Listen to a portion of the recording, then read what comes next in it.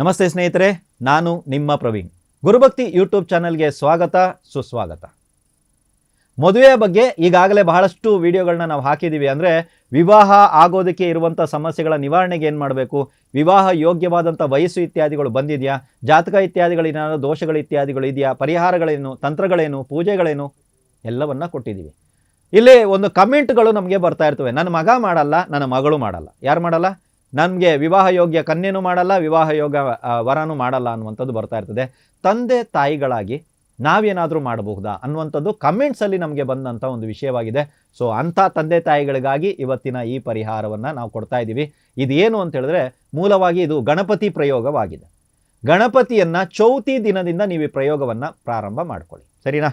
ಇವಾಗ ಕೆಲವರಿಗೆ ಡೌಟ್ ಬರುತ್ತೆ, ಶುಕ್ಲ ಪಕ್ಷದ ಚೌತಿಯನ್ನು ಮಾಡಲಾ, ಕೃಷ್ಣ ಪಕ್ಷದ ಚೌತಿನಲ್ಲಿ ಮಾಡಲಾ ಅಂತ. ಆಯಿತಾ? ಜಾತಕದಲ್ಲಿ ಯಾವುದೇ ರೀತಿಯಾದಂತಹ ಗಂಭೀರವಾದಂಥ ದೋಷಗಳು ಇಲ್ಲದ ಪಕ್ಷದಲ್ಲಿ, ನಿಮ್ಮ ಮಕ್ಕಳ ಜಾತಕದಲ್ಲಿ ಯಾವುದಾದ್ರೂ ಗಂಭೀರ ಪ್ರಮಾಣದ ದೋಷಗಳು ಇಲ್ಲದ ಪಕ್ಷದಲ್ಲಿ ಶುಕ್ಲ ಪಕ್ಷದ ಚೌತಿನಲ್ಲಿ ಈ ಪ್ರಯೋಗವನ್ನು ಪ್ರಾರಂಭ ಮಾಡ್ಕೊಳ್ಳಿ.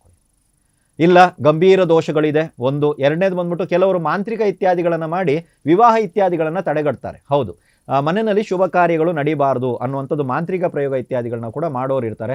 ಸೊ ಈ ರೀತಿ ಪ್ರಯೋಗ ಇತ್ಯಾದಿಗಳಾಗಿದೆ, ಅಥವಾ ರಾಹು ದೋಷ ಜಾಸ್ತಿ ಇದೆ, ಕುಜ ದೋಷ ಜಾಸ್ತಿ ಇದೆ, ಸರ್ಪದೋಷ ಜಾಸ್ತಿ, ಈ ಕಾರಣದಿಂದ ವಿವಾಹ ಆಗ್ತಾ ಇಲ್ಲ ಅಂತ ಕನ್ಫರ್ಮ್ ಇರಬೇಕು. ಆಯಿತಾ? ಆ ರೀತಿ ಇದೆ ಅಂತ ನಿಮ್ಗೆ ಏನಾದ್ರು ಅನಿಸಿದ್ರೆ ಅಂಥವ್ರು ಕೃಷ್ಣ ಪಕ್ಷದ ಚೌತಿಯಿಂದ ಈ ಪ್ರಯೋಗವನ್ನು ಮಾಡಬೇಕು. ಅವತ್ತಿನ ದಿನ ತಂದೆ ತಾಯಿ ಇಬ್ಬರಲ್ಲಿ ಯಾರಾದರೂ ಒಬ್ಬರು ಅಥವಾ ಇಬ್ಬರಾದರೂ ಪರವಾಗಿಲ್ಲ, ಗಣಪತಿ ದೇವಸ್ಥಾನಕ್ಕೆ ಹೋಗಿ ಗಣಪತಿಗೆ ಒಂದು ಪೂಜೆಯನ್ನು ಸಲ್ಲಿಸಿ ಈ ಪ್ರಯೋಗವನ್ನು ನಾವು ಮಾಡ್ತಾ ಇದ್ವಿ.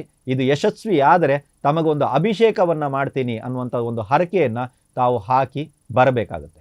ತಾವು ಮನೆಗೆ ಬಂದ ನಂತರ ಮನೆಯಲ್ಲಿರುವಂಥ ದೇವರ ಕೋಣೆಯಲ್ಲಿ ಎಲ್ಲವನ್ನ ಪೂಜೆ ಇತ್ಯಾದಿಗಳನ್ನು ರೆಡಿ ಮಾಡಿ, ಅಂದರೆ ದೀಪ ಧೂಪ ಇತ್ಯಾದಿಗಳನ್ನು ಹಾಕಿ ಗಣಪತಿಗೆ ಸ್ವಲ್ಪ ನೈವೇದ್ಯವನ್ನು ಮಾಡಿ, ನಾನು ಕೊಟ್ಟಿರುವಂಥ ಮಂತ್ರವನ್ನು 108 ಸಲ ನೀವು ಜಪ ಮಾಡಬೇಕು. ನಿಮ್ಮ ಮುಖ ಪೂರ್ವಾಭಿಮುಖವಾಗಿಯೇ ಇರಬೇಕು. ಆಯಿತಾ? ಪೂರ್ವದ ಕಡೆ ಮುಖ ಮಾಡಿಕೊಂಡು ನಾನು ಕೊಟ್ಟಿರುವಂಥ ಮಂತ್ರವನ್ನು ನೀವು ಜಪ ಮಾಡಿ. ಓಂ ವಕ್ರತುಂಡಾಯ ಹುಂ ಕುರು ಕುರು ಸ್ವಾಹ. ಓಂ ವಕ್ರತುಂಡಾಯ ಹುಂ ಕುರು ಕುರು ಸ್ವಾಹ. ಇಷ್ಟೇ. ಈ ಮಂತ್ರವನ್ನು ಪ್ರತಿನಿತ್ಯ, ಅಂದರೆ ಆ ಚೌತಿಯಿಂದ ನೀವು ಪ್ರಾರಂಭ ಮಾಡಿದ್ದೀರಾ, ಮನೆಯಲ್ಲಿ ಯಾವುದೇ ಮೈಲಿಗೆ ಇಲ್ಲದ ಪಕ್ಷದಲ್ಲಿ ಪ್ರತಿನಿತ್ಯ ಮಾಡಿ. ಮೈಲಿಗೆ ಏನಾದರೂ ಇತ್ತಂದರೆ ದಯವಿಟ್ಟು ಮಂತ್ರ ಜಪ ಯಾರೂ ಮಾಡಬೇಡಿ. ಅವರಾಗಿದ್ದಾರೆ ನಾನು ಮಾಡ್ತೀನಿ, ದಯವಿಟ್ಟು ಯಾರು ಮಾಡಬೇಡಿ, ಅಷ್ಟೇ ನಾವು ಹೇಳುವಂಥದ್ದು.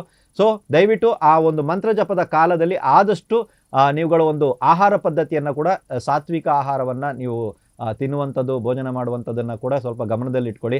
ಅತಿ ಹೆಚ್ಚಾಗಿ ಮಾತಾಡಬೇಡಿ, ಮೌನವಾಗಿರೋದನ್ನು ಕೂಡ ಸ್ವಲ್ಪ ಪಳಗಿಸಿ. ಯಾರಿಗಾರು ನಾವು ಮಂತ್ರ ಜಪ ಇತ್ಯಾದಿಗಳನ್ನ ಮಾಡಿದಾಗ ಕೋಪದಿಂದ ಯಾರಿಗಾರು ಬೈಯುವಂಥದ್ದು, ಶಾಪ ಇತ್ಯಾದಿಗಳನ್ನು ಕೊಟ್ಟಾಗ ಅವ್ರ ಜೀವನದಲ್ಲೂ ಕೂಡ ಏನಾದರೂ ಸಮಸ್ಯೆಗಳು ಬರಬಹುದು. ಆಯಿತಾ? ಬಂದೇ ಬರುತ್ತೆ ಅಂತ ನಾನು ಹೇಳಲ್ಲ, ಬರಬಹುದು.